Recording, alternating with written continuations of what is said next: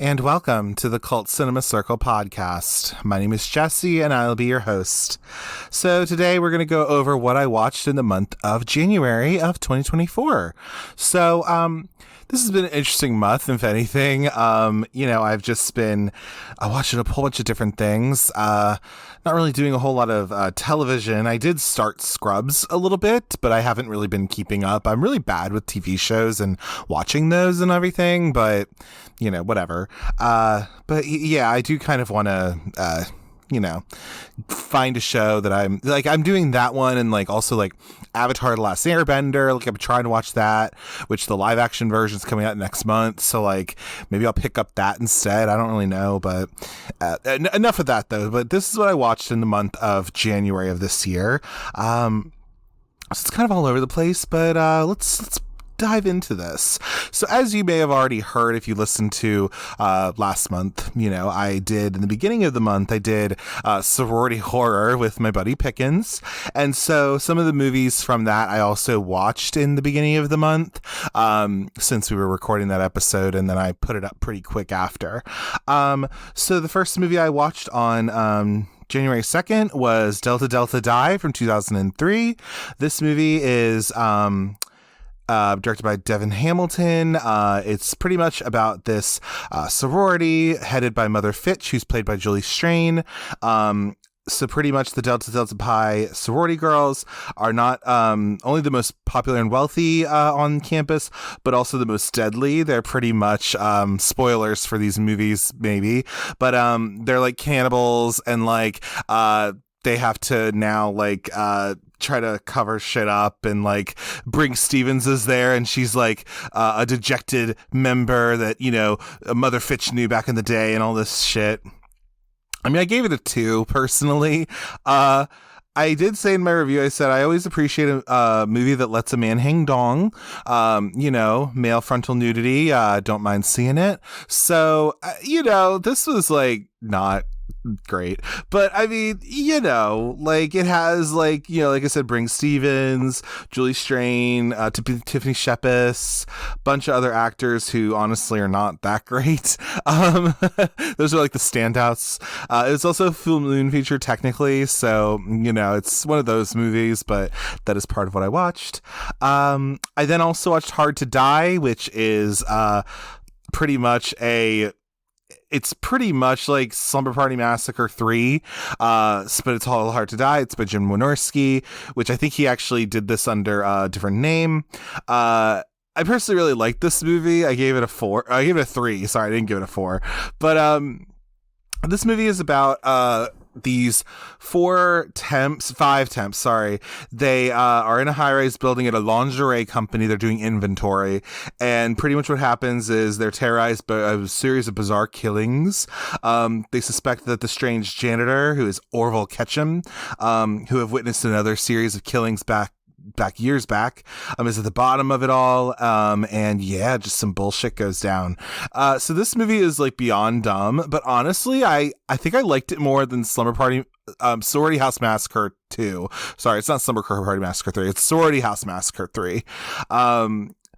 But yeah, this movie doesn't take itself too seriously, though. I can appreciate that. It's not really a movie to take that seriously. But I actually kind of liked it more. And it was on YouTube, so you can watch it on there pretty easily. I then also watched The Scare House from 2014. I said this was painfully not scary and uncomfortably misogynistic, because it is. It was directed by Gavin Michael Booth, I believe. So these two friends open a Halloween funhouse on Devil's Night. It is all fun and games until their former sorority sisters begin to arrive, and these 6 sisters are confronted by their past as the night spins out of control. I just didn't really like it that much. I just wasn't all that interested. And I just don't think it was very well done. So I would not recommend it. It was on Tubi, I think, but that just wasn't my game. Then I also watched The Hazing from 2004. So this I gave a 3 and a little heart. This is by Rolf Kanefsky, I believe.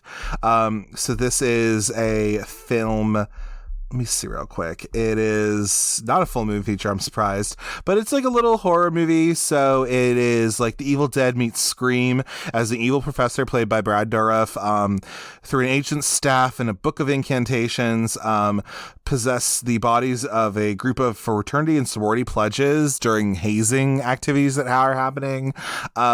It's kind of fun. I liked it. It was way more fun than I expected. Perry Shen is so cute in this. He is he's one of the guys who's been in a bunch of the Hatchet movies by Adam Green. A little Asian man. And he's pretty cool. And I also think I'm turning into an unapologetic, like, Tiffany Shepis fan. Like, I kind of really like her. I've seen her in Victor Crowley before. I watched that movie, but like, she's kind of fun. Like, I really like her. And she's like, such a wonderful part of this movie. So, I would recommend The Hazing. I do not recommend Scare House, or, you know, some of these other bullshits, but like, honestly, I did like, The Hazing. I think it's worth it. It's on Tubi. So yeah, and then I watched Nine Girls, which is from 1944. This movie is one of the members of a sorority is found murdered. Although the police are called in to investigate, some of the girls decide to do their own sleuthing to unmask the killer. So this is an old ass movie. It's throwing it back super far. It's a fun little black and white movie that I think is considered one of the first sorority horror films ever. It's not like a horror film in the traditional sense. It's a lot more of a kind of noir, a little bit, kind of a mystery, if you will, I guess. If I think it's a comedy mystery, there is some comedy in here.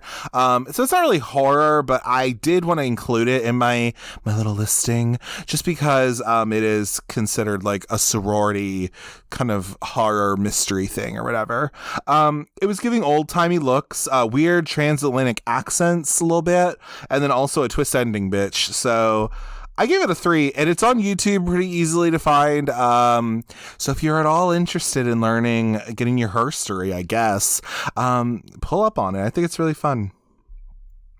And then to finish out my sorority horror binge that I did, I watched Final Examination from 2003. This is a Fred Olen Ray movie. So this is about this burned out LA detective. He moves to Hawaii. This is played by Brent Huff. And he doesn't move there. He's put on assignment there. He stumbles upon a murder at like a college sorority reunion, and this movie I gave it like a 2. So I said as part of my review, I said as part of my journey into the world of sorority horror, I had to throw on a movie by one of the kings of sleazy horror, Fred Olen Ray, because he's made all sorts of like kind of, you know, blood and titty movies pretty much. But yeah, this could have used more guy ass for me. And it also ends really weird too. Like, I just don't know if like I would necessarily, I don't know. It's like a Fred Olen Ray movie. So like, it's not the best, but I mean, also it's like, I wasn't expecting it to be the best either. So I'm kind of like, okay, whatever. But yeah, that's what I watched. Because why the hell not?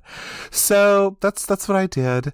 Then I watched because I watched a bunch of these on the same day. So I did do that. And then I finished out my night apparently on January 6th. I finished out that on my watching Party Girl from 1995, which I will be covering next month. Actually this month, coming up, February, I'm going to be covering that. It does turn 30 next year, which is so crazy to think, but it does. And I said I put in my review, I said, hey, hello. I watched this because it's on Criterion Channel, because they have a whole Parker Posey month, not a month, but like it's a little collection going on. It has a couple of her Hal Hartley movies she was in, Josie the Pussycats, Party Girl, The House of Yes, Suburbia, The Day Trippers, things like that. But yeah, and I am also a homosexual who is in love with Parker Posey. But if you've never seen Party Girl, so this movie is about Mary, played by Miss Parker Posey. She finds ways to spend her nights at clubs. After being arrested for throwing a legal rave, she asks her godmother, I think, Judy, out for some help on bail money. She then gets a job at the library that Judy works at, and then it's kind of it really is just kind of a different kind of coming of age story for a early 20-something. It's directed by Daisy von Schurlermeyer, I believe. And so she directed on like some of the, she directed like an episode or two of Yellow Jackets and a couple different TV shows and all that kind of stuff. But yeah, I really like this movie. I gave it a 4 and I gave it a little heart. I really enjoy it. And like I said, I'm going to be covering it in February. I have a fabulous guest coming on for that. We already recorded that actually, but yeah, it was super fun. And it's always free Audi fucking wear, so like you can watch it whenever. And if you're at all a Parker Posey fan, I would definitely recommend it. But yeah, Party Girl. And then I also rewatched Party Girl in the month as well, so I did that too. Then I watched the next day. I watched a little movie from 1989. It was on Peacock, and it is called Do the Right Thing. We all know what this is. It's a Spike Lee movie. So this movie, if you don't know about it, it's called. It's about this guy named. So part of it is. So Spike Lee plays Mookie, who is like one of the workers at this pizza place run by Danny Aiello, Sal. He has this little place in, I think, Brooklyn, little pizza place with his sons. And pretty much, so Sal is the owner of this pizzeria in Brooklyn, a neighborhood local named Buggin' Out, who's played by Giancarlo Esposito.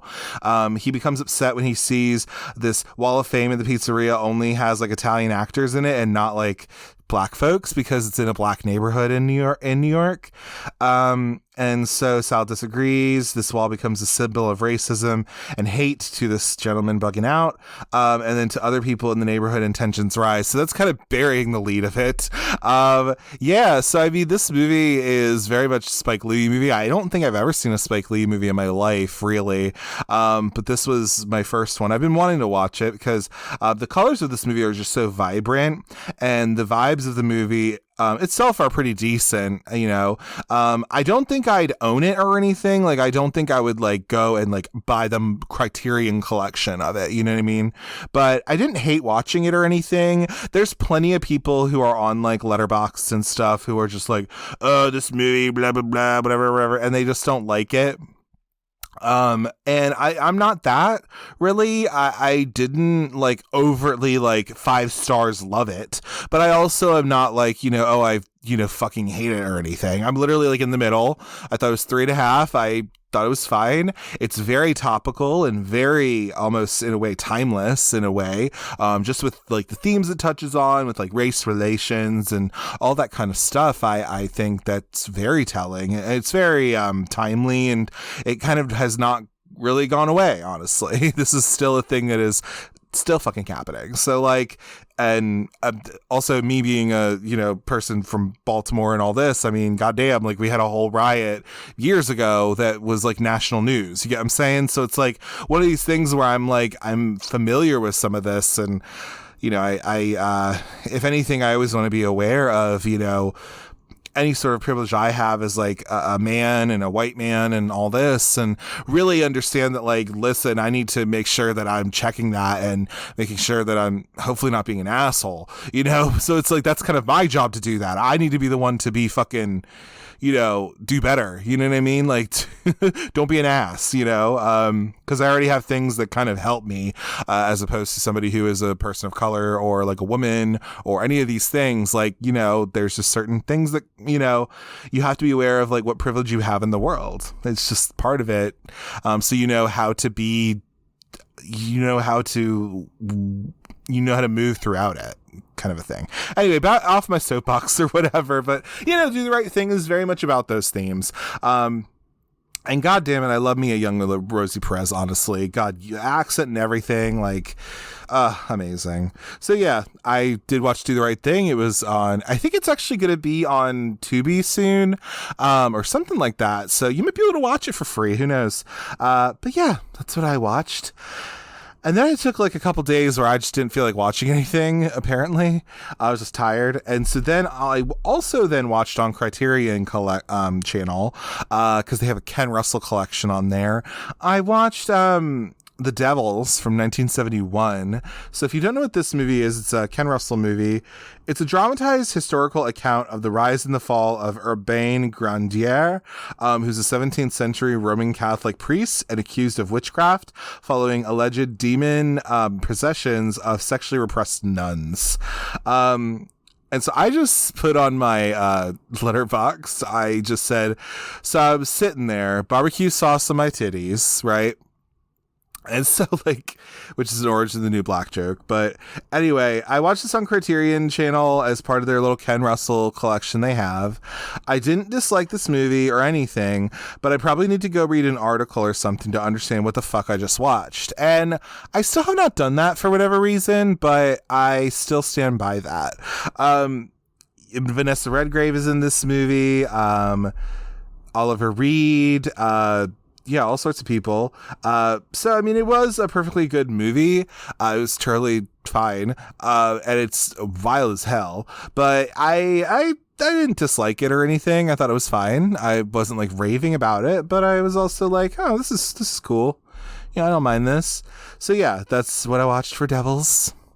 Then I watched, after that I watched Some Kind of Wonderful from 1987.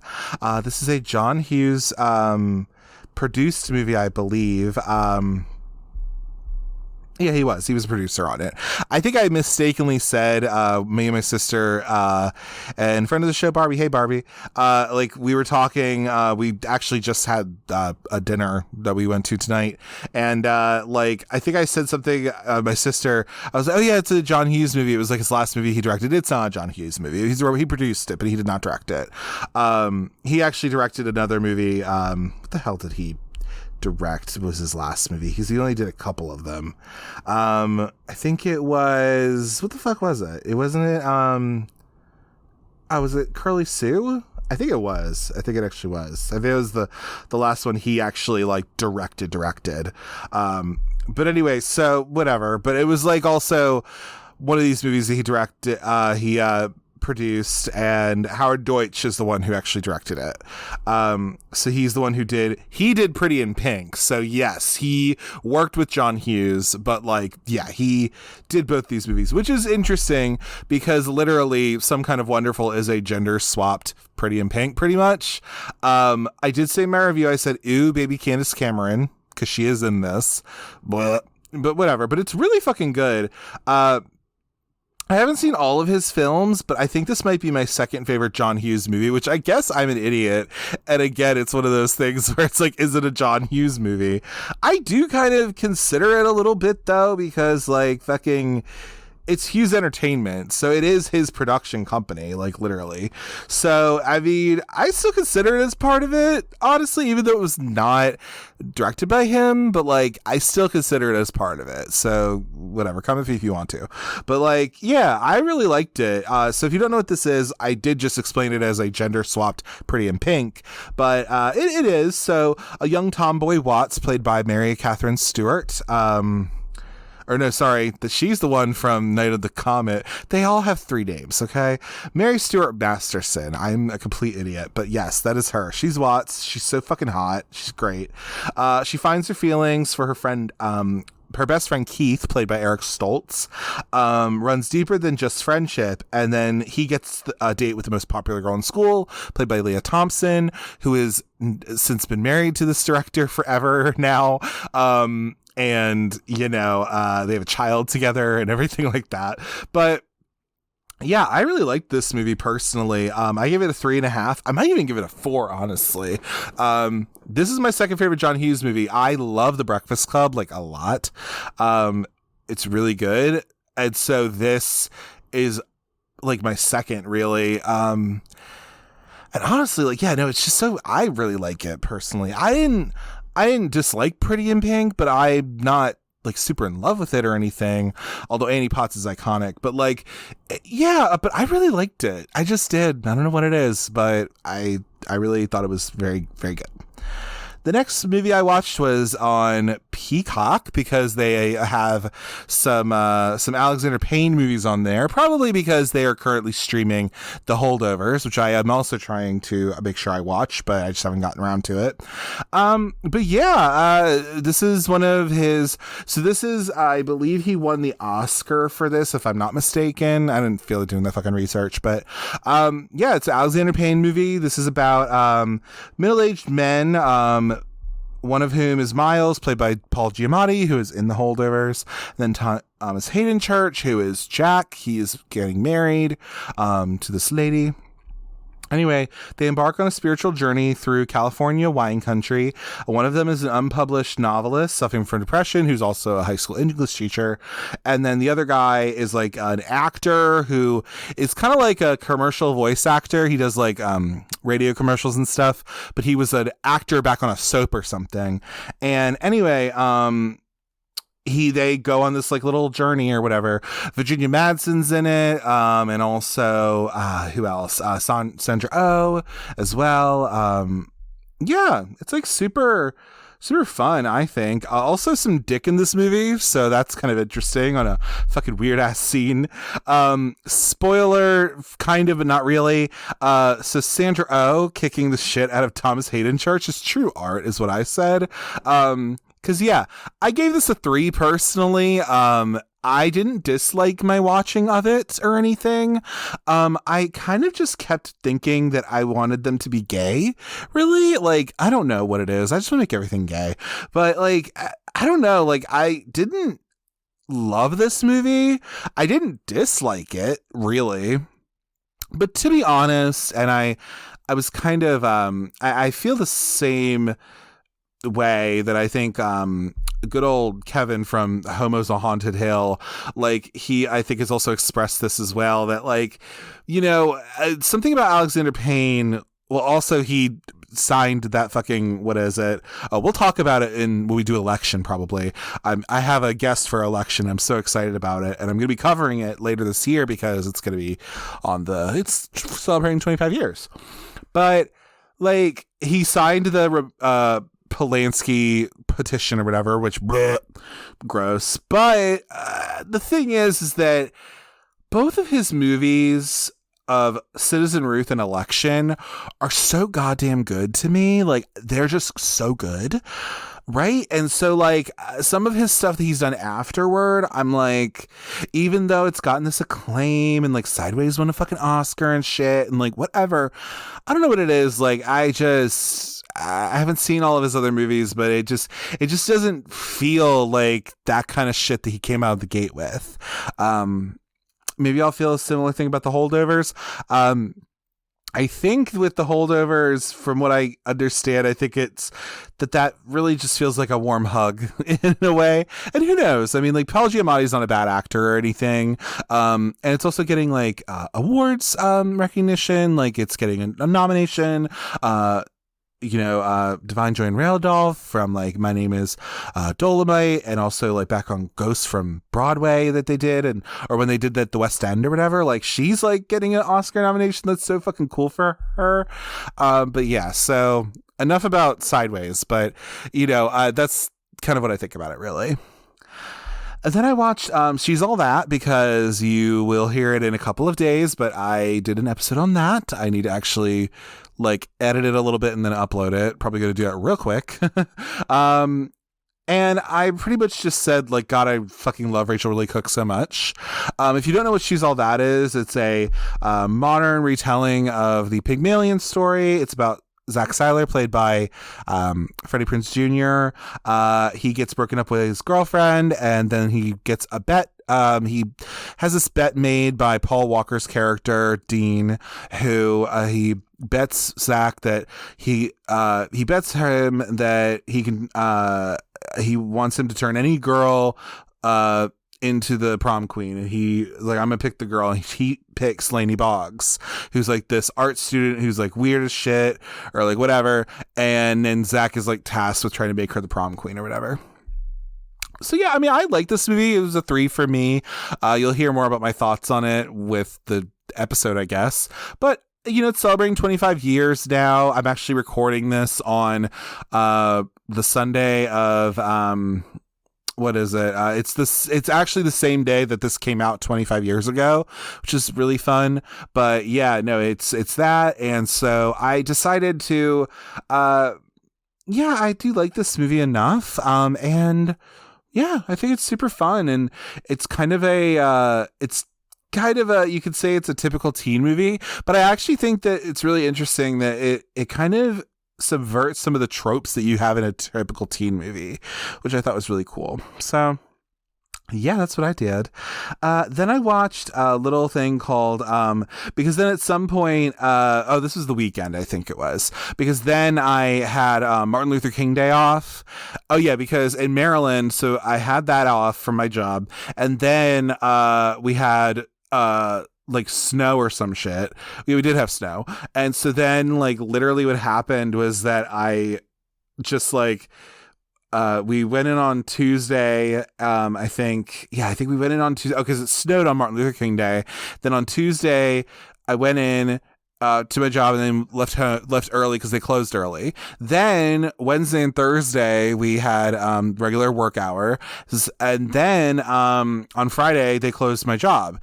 So it was like a whole thing, and then so I had a little fun 3-day weekend, I guess, which is why I was watching shit. But yeah, so that's what happened. So that was like, oh, okay, great.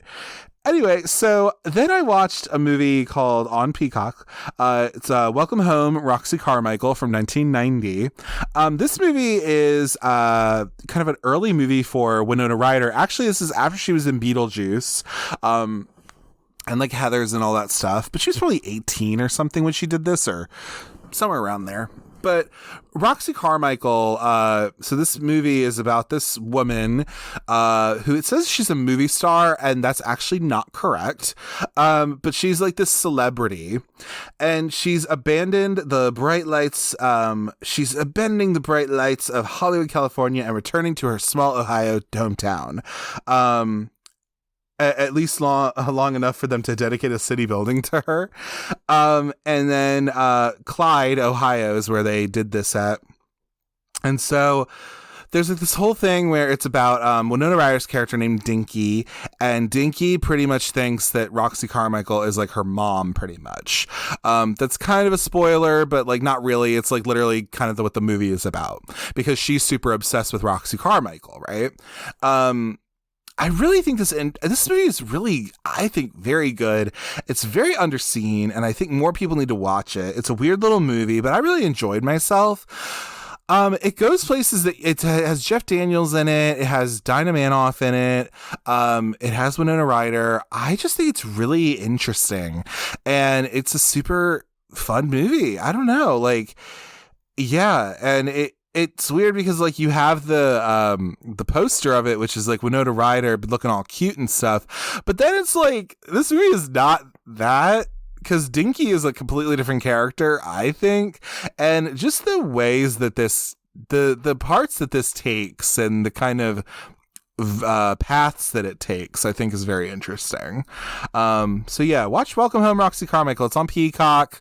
I think you can find it around. I just think I want more people to watch it. I watched it because actually This Ends at Prom, I like their show quite a bit, and so I've been listening to it more often. But like, and I've seen quite a few of the movies that they've covered as well, but like they've covered this before. I was like, you know what, I'm gonna watch that movie because like they covered it, so like I want to listen to their episode. It'd be cool. But yeah, go watch that movie, Welcome Home, Roxy Carmichael. It's super fun. Then I watched T2 Trainspotting from 2017. I just said, let's go.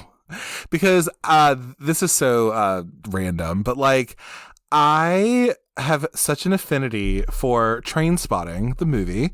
It's funny, I gave it like what did I give it when I watched it first? I gave it a 4. Yeah, so I liked it.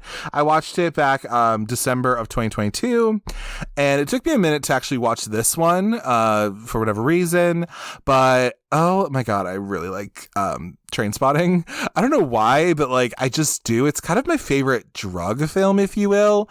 I actually think Spun is really interesting as well. I don't love Requiem for a Dream necessarily, but goddamn, I don't know what it is. Like I really liked Trainspotting. I actually Criterion's coming out with the collection Train Spotting. They're gonna release that. They've already released it, but I'm gonna wait until the sale probably to get that. But fucking yeah, like I really enjoyed it, and I want to get the fucking 4K of it. Like it's gonna be great.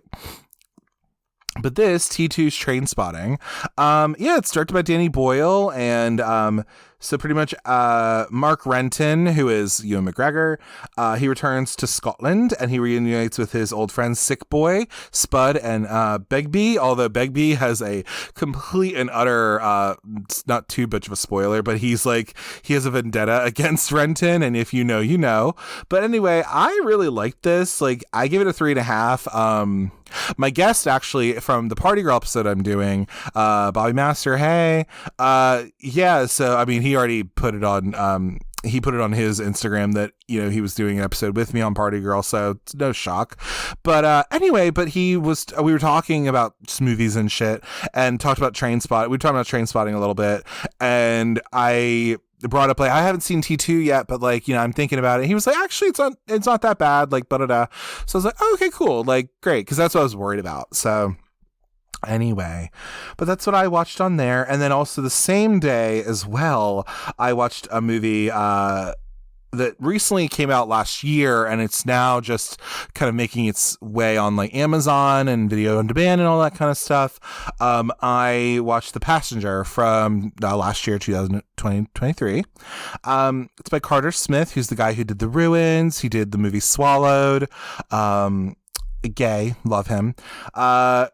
We have Randolph Bradley, who is just Bradley in the movie because, you know, he's just very passive, and he is just really like content with fading into the background when this coworker of his, Benson, played by Kyle Gallner, you know, pretty much snaps and whatever. He then has to face his fears and confront his troubled past in order to find a way to survive. So this movie, I just say that Kyle Gallner and Johnny Birchtold, who plays Bradley, are kings, just fucking kings. I could have used a gay kiss, maybe. That would have been cool. But I'm content with the undertones that are here. You know, a little bit of that. I appreciate these boys being also put into good bisexual lighting too. Just God bless. And I also just put hashtag toxic boyfriends in a way, which I can't take credit for. I think Chelsea from Dead Meat said that, which I thought was kind of fun. She didn't even like mean that like that way. It wasn't like, you know, but I just thought it was funny the way she put it. But anyway, I like this movie. I gave it a 3.5. I gave it a little heart. I enjoyed myself with it. I haven't seen The Hitcher, but I've been hearing that it gives like The Hitcher vibes, you know. So that's cool. It's on my list to watch, so I'll get around to it. But I mean, goddamn, like I just love Kyle Gallner, like in a lot of things he does. I follow him on Instagram now. He's always really fun to like see and follow. He's a Pennsylvania boy, so I appreciate that. I think he is a Pennsylvania boy. Yeah, him and Johnny Birchtold both. I think. No.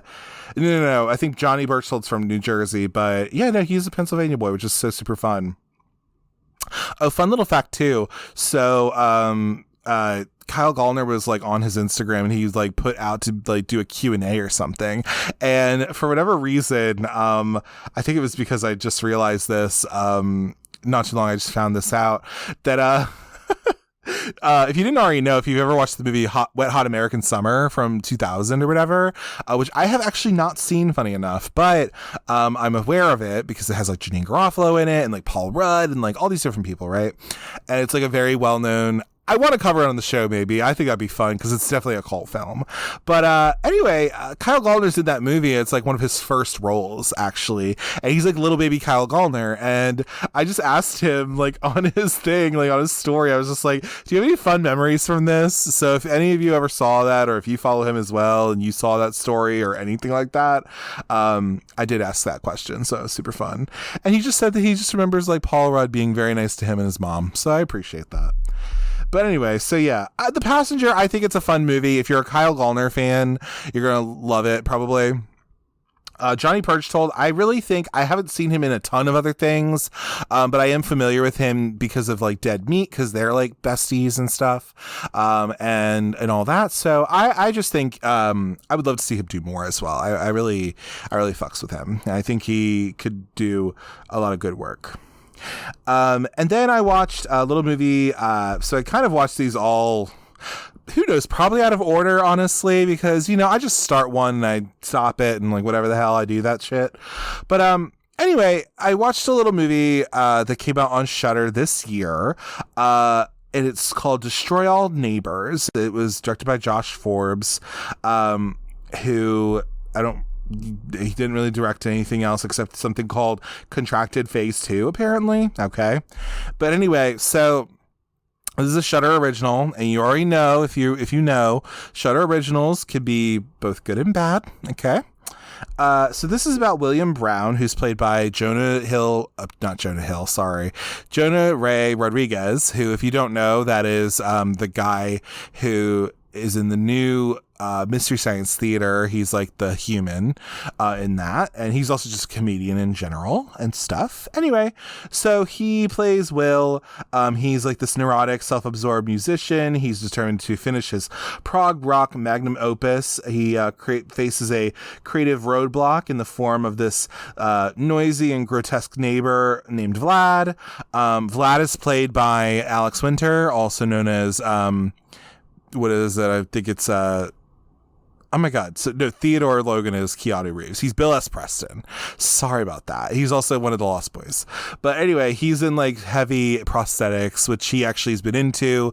He has a whole movie called Freaked back from the 90s where he has a bunch of like that shit and prosthetics and stuff. So anyway, I do love it, Alex Winter. I think he's very attractive for whatever reason.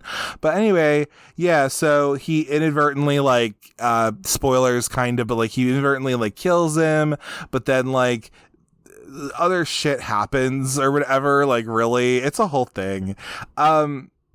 Look, needless to say, I listen, this is like seems fine enough. You can tell people hopefully had a good time on the set or whatever. This could have been more gooey, personally. I gave it a 2. It just wasn't for me, I don't think. I didn't like love it or anything. I mean, if you love Jonah Ray, I guess, or if you really like Alex Winter and like love this, like, I wish it went a little bit more surreal and like kind of it went like balls to the wall in a way, but what the hell do I know? But yeah, I just would have liked that a little bit more. But you know, it is what it is, and we'll see what else we have in terms of Shudder originals and stuff as well. But yeah, and then I went on a little bit of a kick. So then I watched a whole bunch of rape revenge movies for whatever reason. Don't really know why, but I did. And so I'm deciding to share that with you now.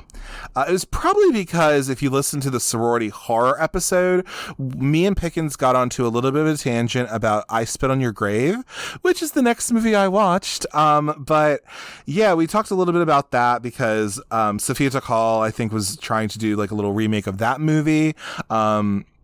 Which I thought would have been really interesting. And then instead she did Black Christmas 2019. But yeah, I Spit on Your Grave from 1978, which is also known as Day of the Woman. So this movie, if you don't know what it's about Jennifer Hills, who is played by Camille Keaton, who actually got married for a short time to the director of this movie. Yeah, it is about her. She gets assaulted and left for dead by these 4 men. She then hunts them down and kills them, and that's the movie pretty much. So this movie has all of the, I'll tread whatever I want to, I guess. But, this movie has all of these things of like, it's been banned in different countries. It was one of the video nasties in like the UK and stuff. It's been banned in different countries. Siskel and Ebert hated it and really like lobbied against it and all this kind of stuff. So I will say about this, I gave this like a 3 personally. But what I will say is that the cinematography of this movie, at least in the cut I got, which it was both on Roku channel and then also it is on Tubi, I think, so you can watch it. I tried watching the remake. I didn't really feel like watching it though, so I didn't do that. But anyway, but the cinematography of this movie was just really vibrant and crisp. Like they did a really good job with this restoration that I have on the streaming services. Like they're just really good. And it's super uncomfortable to watch. So Pickens was not wrong in that at all. Because that's pretty much what he said in the episode. But at least she beats these fuckers' asses. And I will say that I mean, yeah, that's what I can say is that I can completely understand why people hate this movie and just really want to, it's very maligned in that way, and it just, I see why, but I also can understand how in this movie is specific to, and then I guess other revenge movies of this caliber or of this ilk, I also understand there being this kind of cathartic, like empowering thing for it too. I can also see that side as well. But yeah, I mean, it's uncomfortable to watch. I wouldn't just randomly watch it anytime soon necessarily, but I do think it has a certain place in film history, and there you go. I guess that's what I have to say about it. But anyway, then I watched a movie I've been meaning to watch because Pickens told me to. But it's Revenge from 2017. This is by Coralie Farge, who's a French filmmaker, I believe. This is about a girl also named Jen. She goes away with this guy who's her boyfriend, but he's actually married. And it's disrupted when these friends of his come for this like hunting trip. Some shit goes down, and then she gets some revenge on these fuckers because they did some bullshit to her. So this is also a sexual assault, revenge type movie. And it's directed by a woman. And I didn't really have anything to say about it in a review or whatever. I didn't really have any like shit to say. But I really did like this quite a bit. I mean, the scenes of assault are obviously like super jarring in a way, or they are done very effectively. But I also think just like her revenge in general, and then also at the end of this movie is super fucking bloody, and I really appreciate that. And it is very tense as well, which I really appreciated. And I just, it makes me want to, because I have seen quite a few of these like, sexual assault, like revenge movies and stuff. And so I would love to be able to see more of these types of films that are directed from a woman's perspective. Because I think this one was really, really unique. And I mean, it's been out for a while now, but like still, I just really, I liked it personally. So yeah, I could fucks with it. And then the same day, because I did watch Saltburn last month, I decided to also watch the other Emerald Fennell movie that she won an Oscar for. I watched Promising Young Woman from 2020. This is Emerald Fennell. She won an Oscar for this. This is a movie about a young woman who is Cassandra. And she is haunted by a tragedy in her past. She takes revenge on the predatory men unlucky enough to cross her path. I won't go too deep into it, but I give this a 3.5 on the little heart. I didn't know what to think of this movie when I, first became aware of it or whatever. Like, I just know a lot of people fucking hate this movie, and people also really like this movie. So it's kind of like split in that way. I ended up enjoying it. Like, I thought it was fine. Like, it was perfectly good. I can understand why some people fucking hate it. I get it to a point, but then I'm also like, yeah, but it's like, I don't know. It's just, it's an interesting movie to say the least, and I think that, I don't know, if you at least want to watch both of Emerald Fennell's movies, then fine. And yeah, I didn't like dislike it or anything. So yeah, Promising Young Woman. I thought it was perfectly good. And Carey Mulligan did a really good job. And like Cassandra just didn't give a fuck. Like, and that's what I kind of liked about her. But anyway, that's just what I think about that.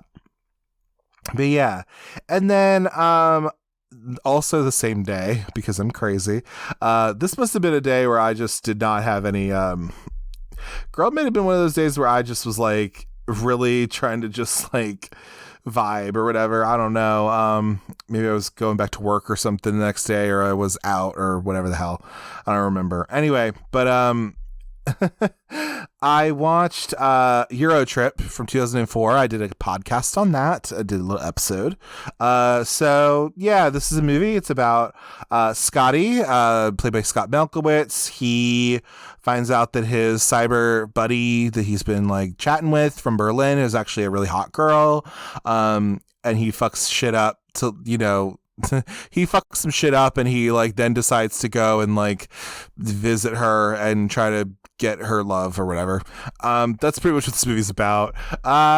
Yeah, I've already watched this before, so this is a rewatch for me. So I do have a whole like I probably talked about it before actually, but like yeah, I rewatched it because a few of these were not rewatches, so I hadn't watched some of these before. But this was a rewatch for me. I like this enough. I gave it a 3. I don't think it's like a terrible movie necessarily, but I will say I didn't like, I don't know. I do like it, but I can understand what it is about. And like I understand that it doesn't work for everybody, but it is what it is. Yeah. And then the next movie I watched, again, it was a rewatch for me.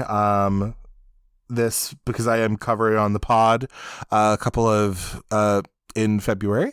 I decided to watch Nurse 3D from 2013 because it already kind of celebrated its 10 year, but it's kind of around that point. Because some things were released in 2013, but like then they didn't get released until 2014 in the US or something, or like whatever the hell. Yeah, Nurse 3D is fucking crazy. I gave it a 4. This movie is not good. It's not the best, but the camp factor of it and the ridiculousness of it is kind of everything, honestly.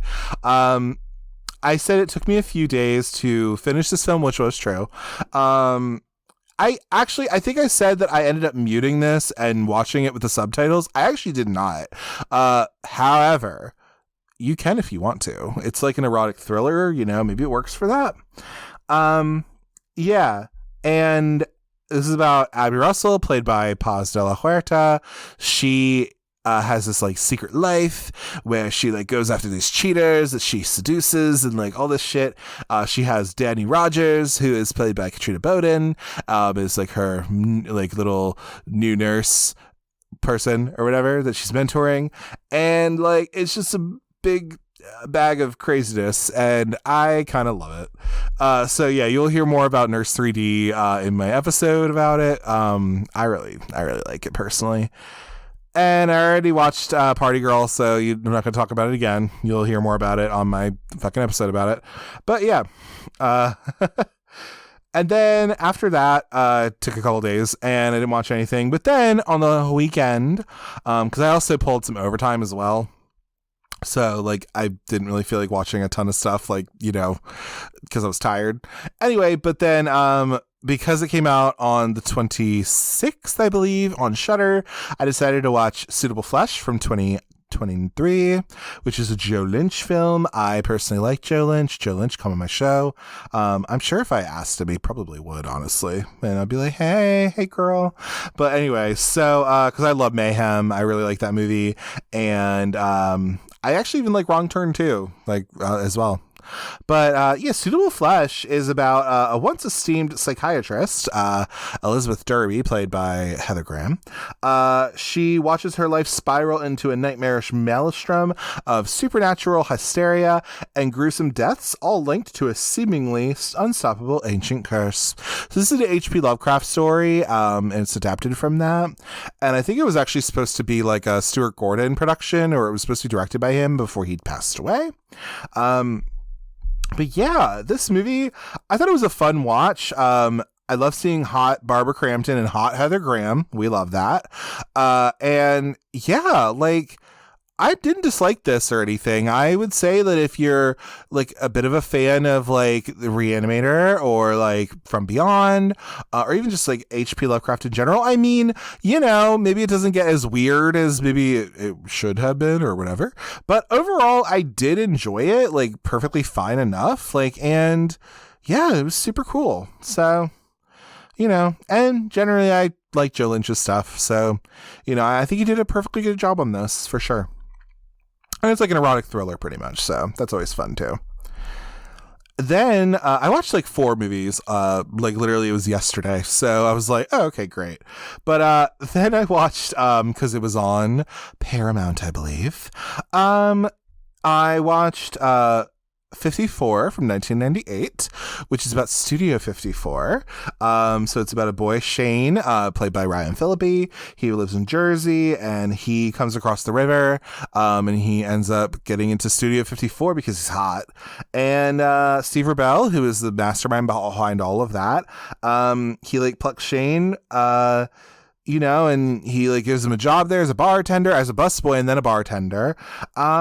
And yeah, he gets to just see all the fucking crazy shit that happened at Studio 54, is the basic idea of this movie. I was also listening to Friends of the Pod, Movies That Made Us Gay. They did an episode on this back a while back, and they had Blake Knight on it. And I was listening to that at work, I think, and that was fine. Even before I watched this movie, I was like, oh, okay, why not?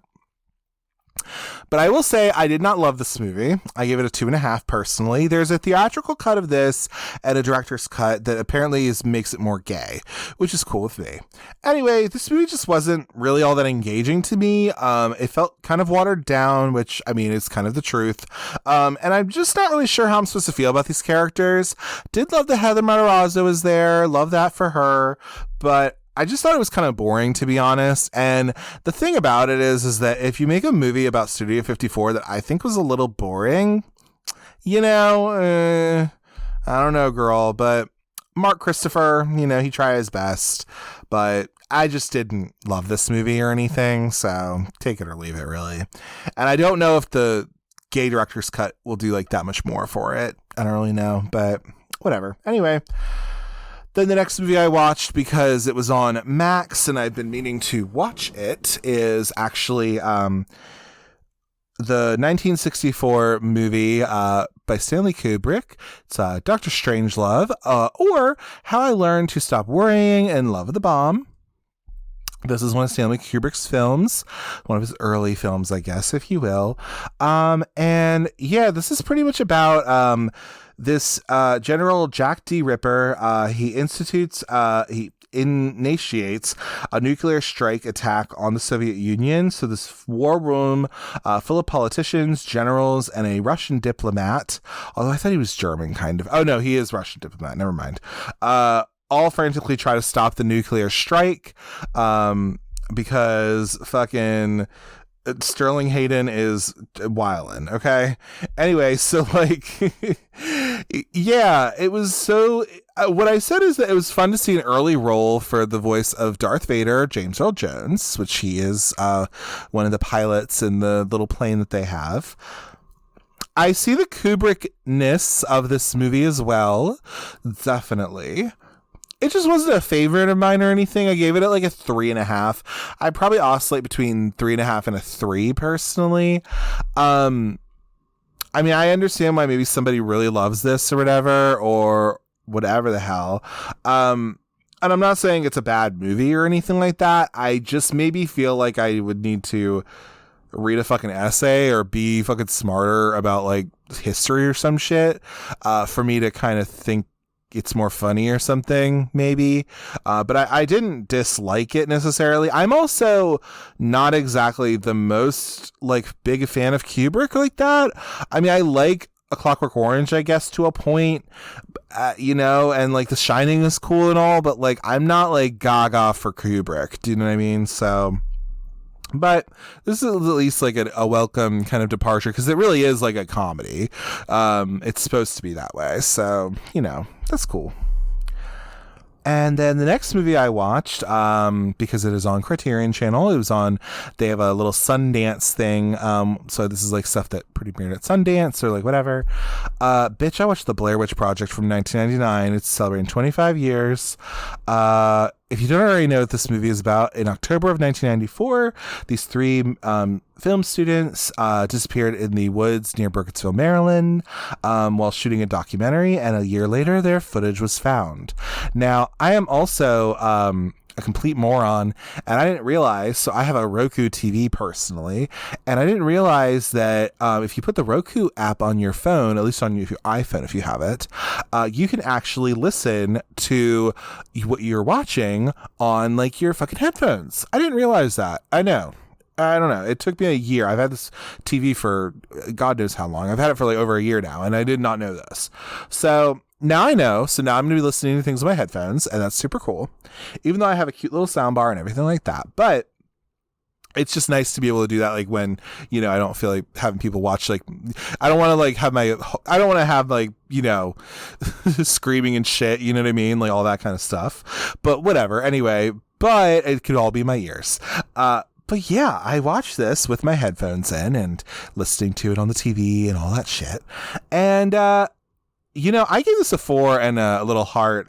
I really like this movie. I think it is such a fascinating film. I really do think that so many people thought this was real, and I don't blame them, of course. Like, of course you would think it's fucking real, because you didn't know. We didn't know anything else. Like, we didn't know that it wasn't, and we were like, yo, that's fucked up, and it was just such a moment in a way. And yeah, I don't know. It's just especially when you listen to it, if you get the chance to, maybe you hear it in a theater or whatever, or if you're like me and you now can know that you can listen to shit, if you didn't already know this, on your Roku TV with your fucking headphones, now you can do that. I really think it helped my my watching of the movie, because now like I get like the little like sound cues and things like that. I just thought was really, really cool. So yeah, I liked Blair Witch Project. I think it's a great movie. So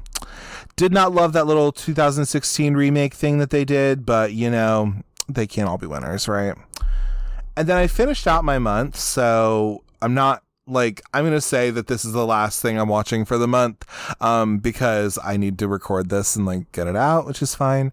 But I did watch, because I was actually thinking of how I wanted to kind of watch this when I found it. But I found on Roku Channel the Growing Up with I Spit on Your Grave little documentary, which is by Terry Zarchi.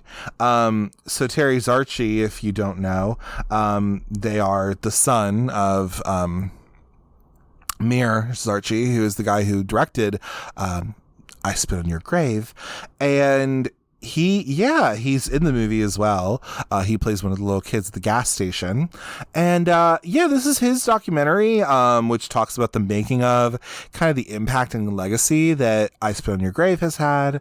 I didn't put like any sort of I didn't have any kind of review to give this, what with the documentary and all that stuff, but I thought it was fine. You could tell that, like, obviously Terry Zarchi is not a filmmaker, so like legitimately, like, he honestly did a lot of this shit in like probably iMovie or something. Like, you could tell, like, just like the music he had in it, and like it's not as if like this was something that was like heavily edited, heavily produced, that kind of shit. I think it was very like bare bones, right? But I thought it was really interesting, actually, personally, and it gave me some interesting insight. They really did talk to literally Camille Keaton. They talked to obviously the Mayor Zarchi, because it's this little kid who made this movie.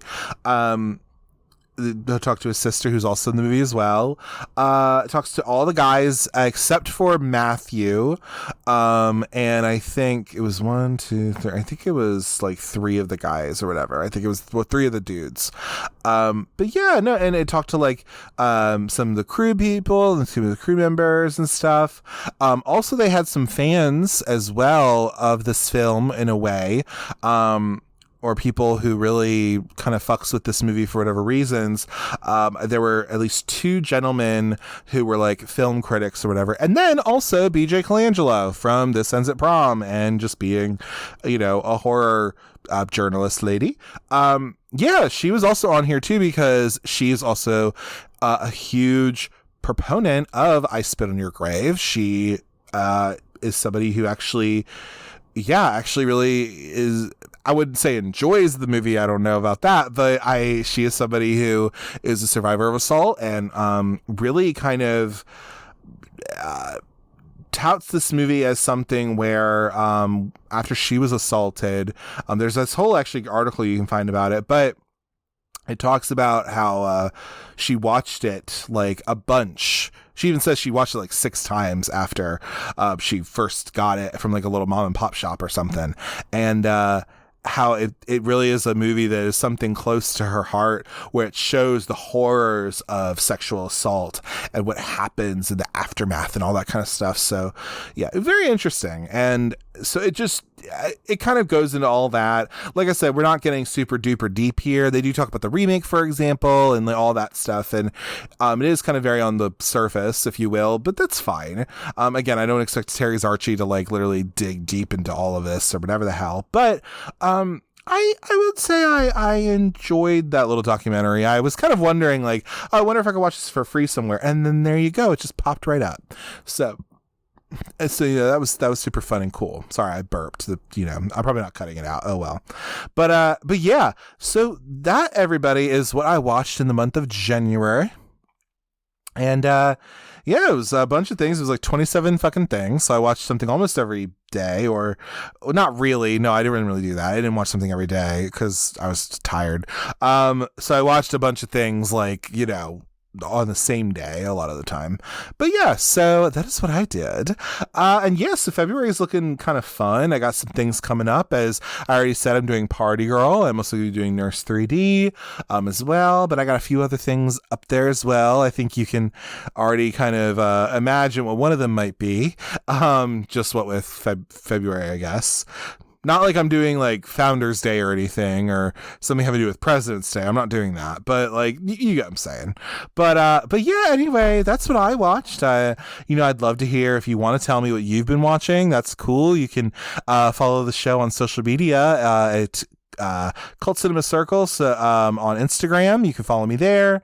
Cult Cinema Circle on Twitter. Letterboxd, I'm at Jesse, Jesse Kremp, Kremp, all one word. Or I guess if you just look up Cult Cinema Circle, you'll probably find it that way too, but like whatever. Yeah, and then also rate, comment, subscribe, give me 5 stars and a review on Apple Podcasts or wherever you get your podcasts. If you can like rate or give comments or any of that kind of fun stuff, please do all of that. I would love to hear from you.